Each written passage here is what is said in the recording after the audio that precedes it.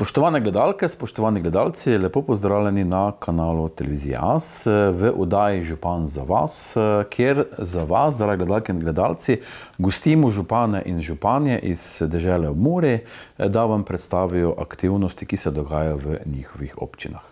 No, tokrat smo šli preko Mure v Prlekijo, v osrčje Prlekije, v Ljutomer, k gospe župani, magistri Olga Karba, da kaj več poizvemo, kaj se v Ljutomeru dogaja. Tako da gospa županja, magistra Olga Karba, lepo pozdravljeni pred našim mikrofonom. Ja, lepo pozdravljeni tudi vi. Prijazno pa pozdravljam tudi vse gledalce in gledalke Televizije AS. Tokrat morda na enem malo bolj posebnem mestu, tukaj v dvorcu v Jeruzalemu, sva z gospo županjo, da bova malo poklepetala.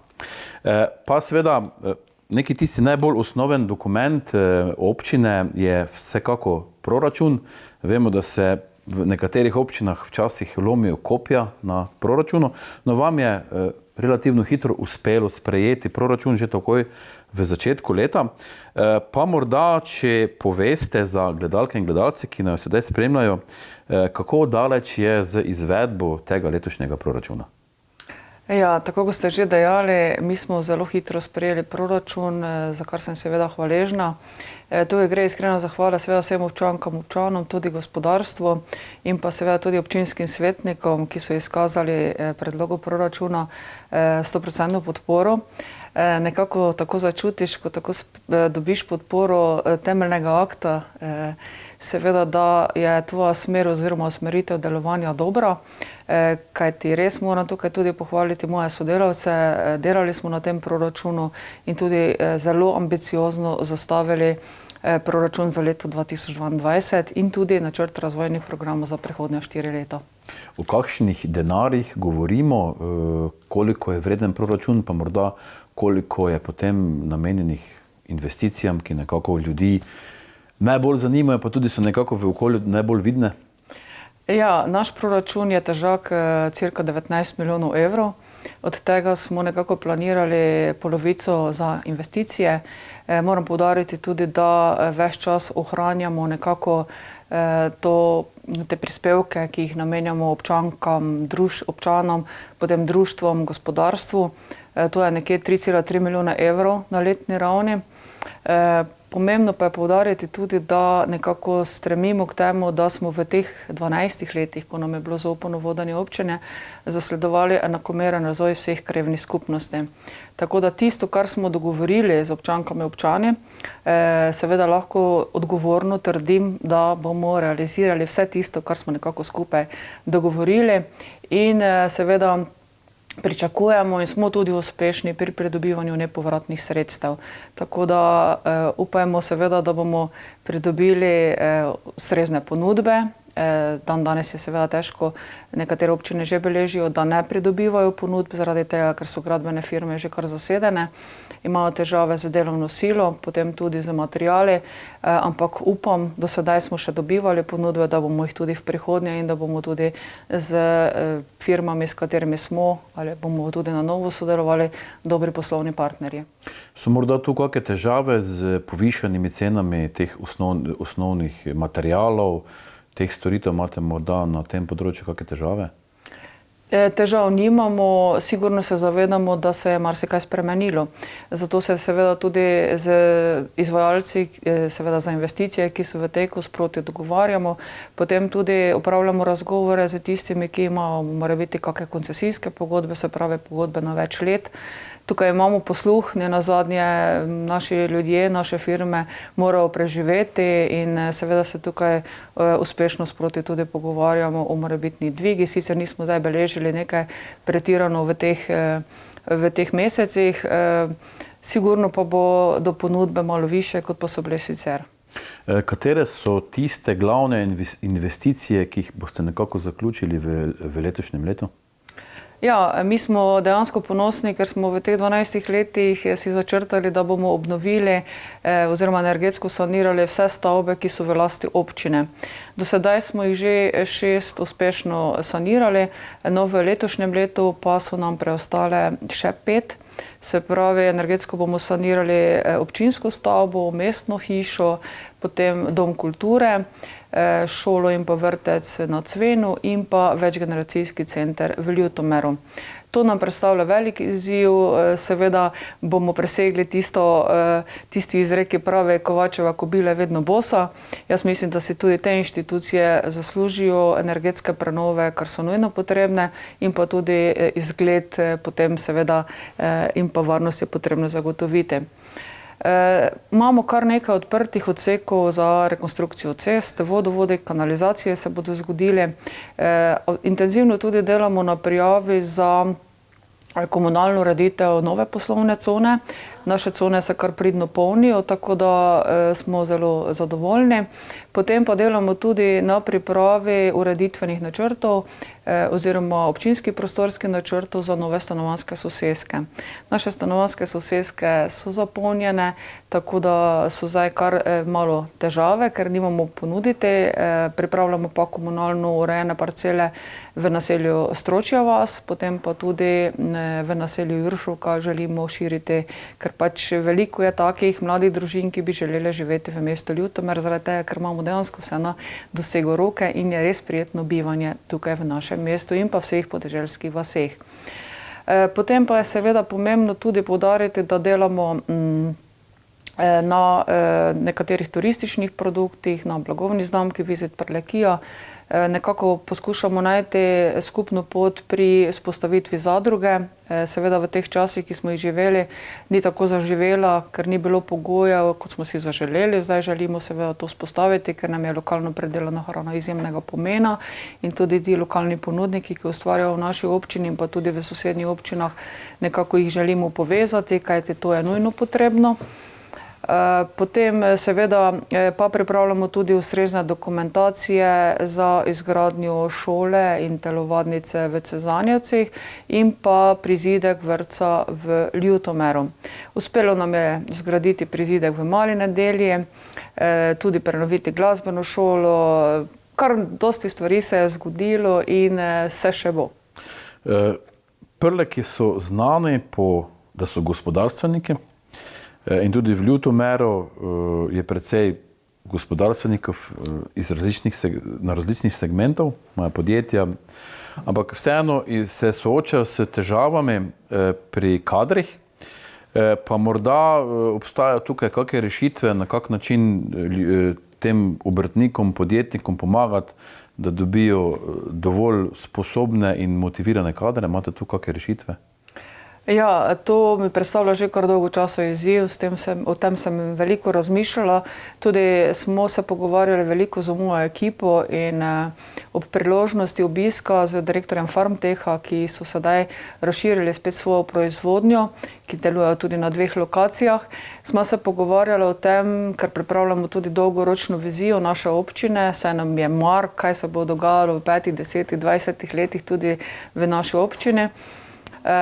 In sem mu predlagala, da bi pač razmišljali na dolgi rok, da bi proizvodnjo, ki jo imajo med trgovino Tušem in našo gimnazijo, umaknili pač na lokacijo, kjer je poslovna cona.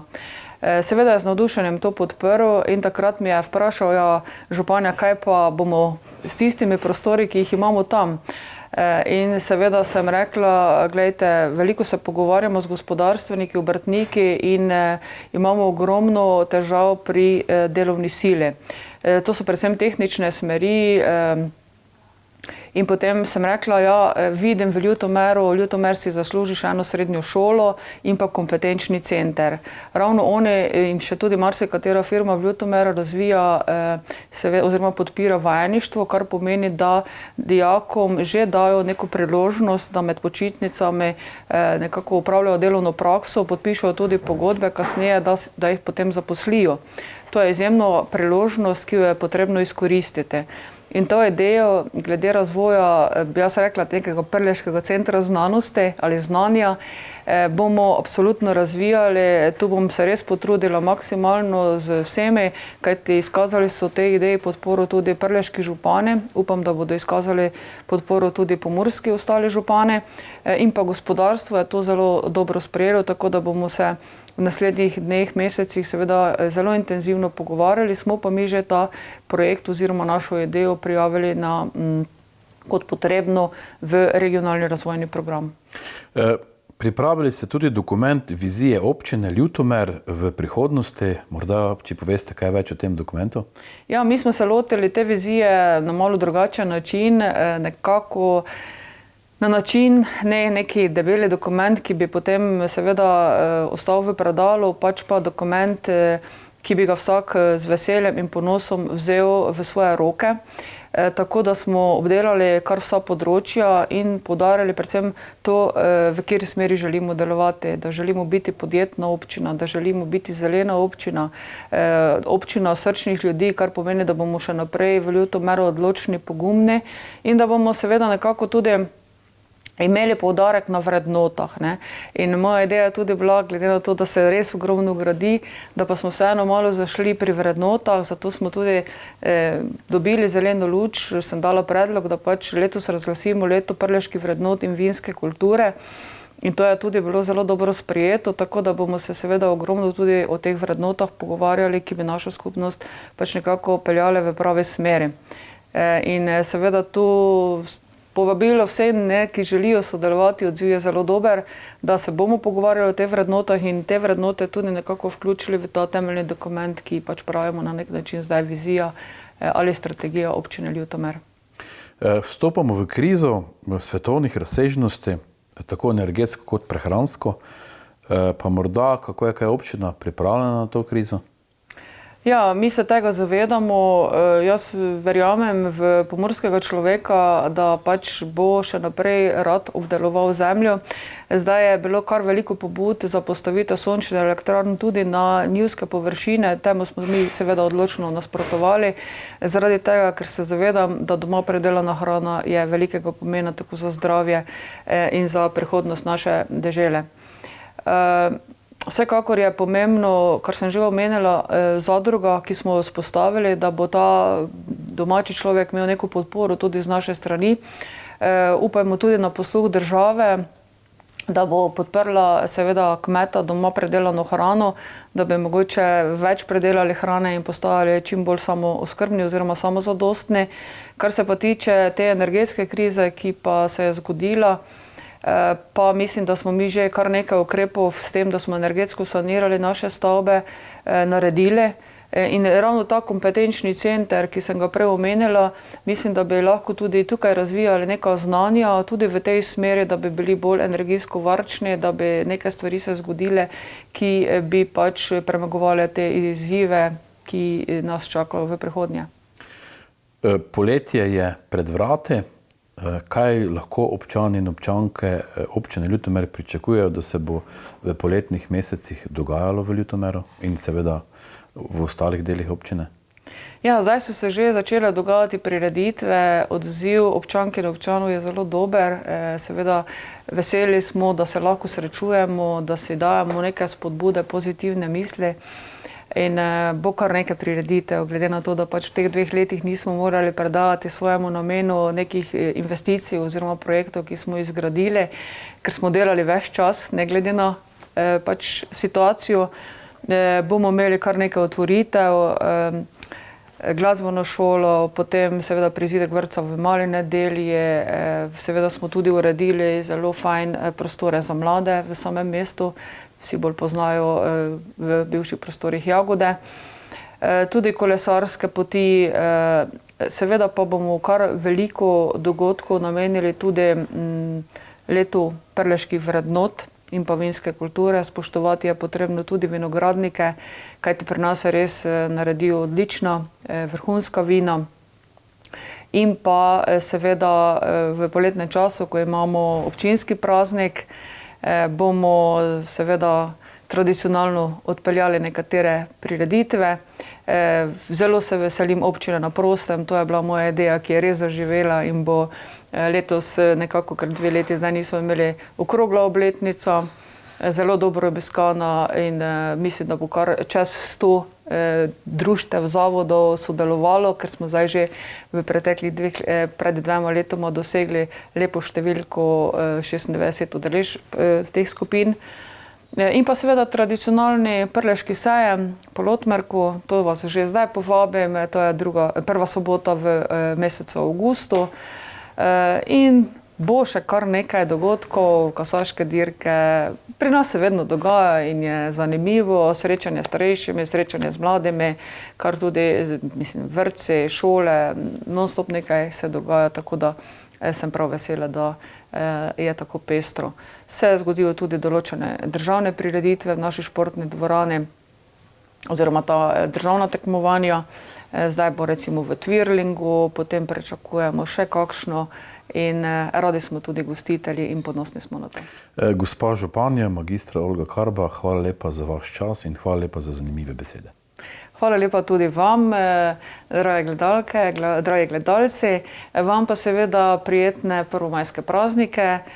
Bodimo ponosni na to, kjer živimo in imejmo spoštljiv odnos tako do okolja, narave, kot tudi en do drugega. Hvala lepa. To je bila županja Ljutomera, gospa magistra Olga Karba. Dragi gledalke, dragi gledalci, pa hvala za pozornost in nasvidenje.